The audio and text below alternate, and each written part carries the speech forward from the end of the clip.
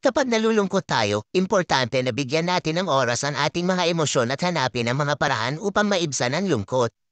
Narito ang ilang mga suggestion na maaaring makatulong sa iyo. Isa, makipag-usap sa isang kaibigan o mahal sa buhay. Mahalaga na mayroon tayong taong maaaring makinig sa atin at magbigay ng suporta sa mga panahong ganito. Dalawa, gawin ang mga bagay na nagbibigay sa iyo ng kaligayahan.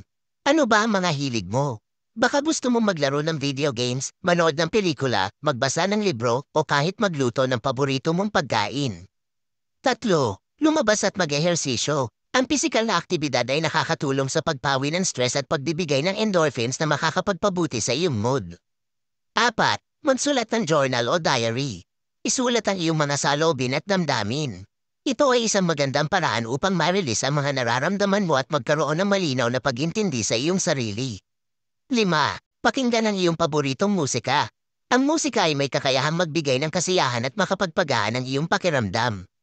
6. Hanapin ang mga bagay na nagpapasaya sa ibang tao.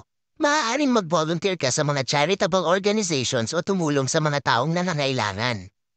Ang pagtulong sa iba ay isang magandang paraan upang maibsan ang iyong lungkot. Tandaan na ang pagluluksa at pagiging malungkot ay normal na bahagi ng buhay.